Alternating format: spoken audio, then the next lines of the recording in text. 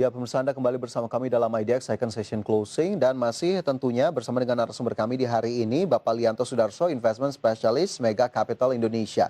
Pak Lianto, masih kembali kita lanjutkan pertanyaan dari Pak Galih tadi yang menanyakan Wika sudah dijawab, kemudian Pegas ini sudah punya di 1773. Hari ini Pegas juga ditutup turun. Apa yang bisa disarankan untuk Pak Galih? Ya, untuk Pak Gali sendiri ini kalau kita lihat Pegas ya, dia itu sudah membentuk sama nih kayak double top juga, oke. Level support yang boleh diperhatikan yang menjadi sangat kritikal di 1.500 Pak.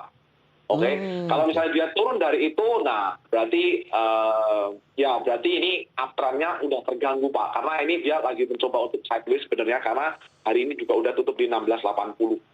Ya, 1.500 Pak untuk Oke. level support yang perlu diperhatikan Pak. 1.500 Pak Gali yang bisa diperhatikan untuk Pegas yang sudah punya di 1773. Tadi analisis dari Pak Alianto. Semoga menjawab pertanyaan dari Anda. Sementara dari Pak Gali saya ingin bergeser ke Pak Faris. Selamat sore Pak Faris di Banjarmasin di Kalimantan Selatan. Semoga keluarga juga dalam keadaan aman begitu ya dari banjir yang terjadi di Kalimantan Selatan. Sementara yang ditanyakan adalah Adaro Energi.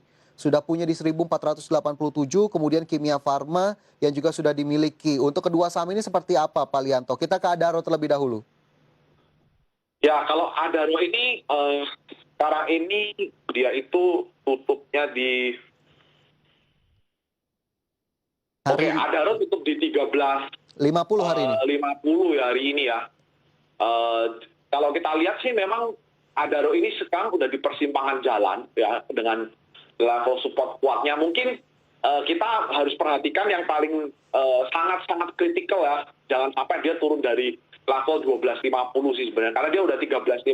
I think kalau misalnya sampai terjadi penurunan lagi hari Senin, kita harus perhatikan kalau misalnya 12.50-nya turun, nah ini kurang bagus nih karena berarti artinya Adaro udah masuk lagi ke kondisi perdagangan seperti tahun 2020 gitu. Apakah itu menjadi sinyal untuk averaging down atau justru cut loss saja untuk Adaro, untuk Pak Faris?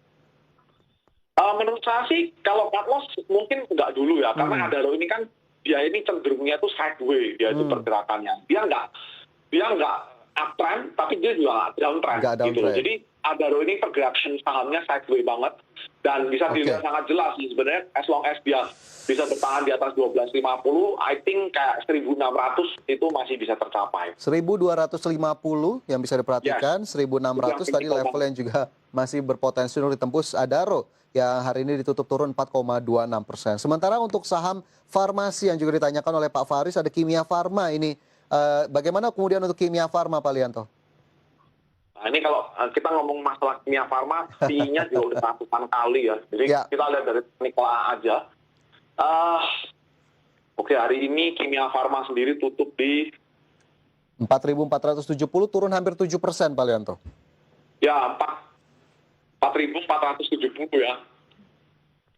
I think kita bisa melihat benar-benar level support pentingnya si Kimia Farma ini ya.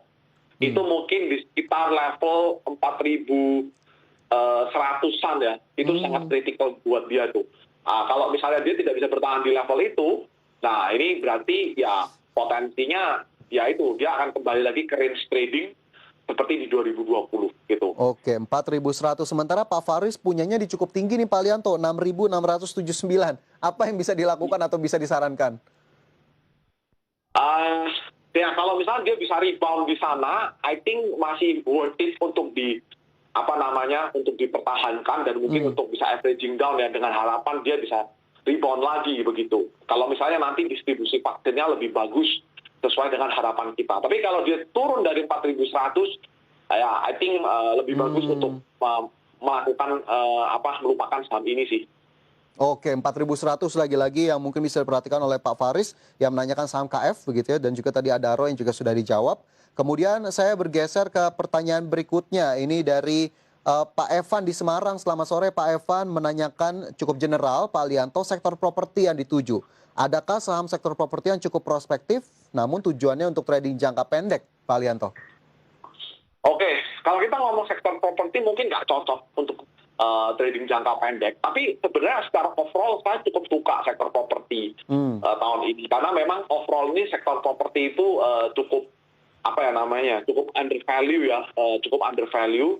Dan memang kita harapannya adalah kalau misalnya ekonomi membaik gitu ya, itu juga bagus untuk diperhatikan. Ya salah satunya saham-sahamnya yang boleh kita perhatikan ya, kalau nanti ekonominya mulai membaik ya, seperti Pakuwon, CTRA, sama si BSDE gitu. Menurut saya ini yang tiga saham properti ini yang perlu diperhatikan. Tapi kalau untuk jangka pendek, I don't think ini possible sih untuk jangka pendek sih. Oke, untuk jangka pendek cukup sulit tadi dari Pak Lianto. Sementara jika memang ingin mengejar saham-saham sektor properti sepertinya ada Pakuwon, Ciputra dan juga BSDE yang mungkin bisa saja menjadi pilihan untuk Pak Evan di Semarang. Semoga bisa menjawab pertanyaan dari Anda, Pak Evan. Sementara itu saya ingin bergeser ke Ibu Sri di Karawang. Halo, selamat sore Ibu Sri. Lagi-lagi menanyakan saham konstruksi Pak Lianto, Waskita Karya atau WSKT.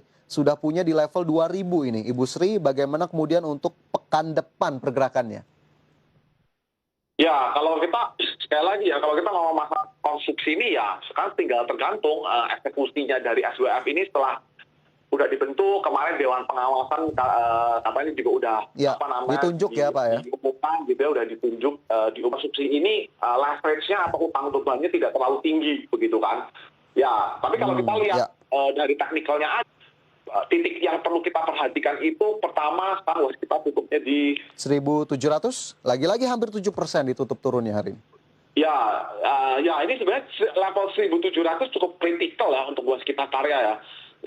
Dan kalau misalnya dia terkoreksi dari itu, kita harus lihat ke 1.500. Tapi mungkin warning zone-nya itu di 1.500 sih. Kalau dia turun dari 1.500 berarti uptrend-nya udah patah tuh. Oke, 1.500 Ibu Sri yang bisa diperhatikan untuk WSKT hari ini ditutup 6,85% begitu ya.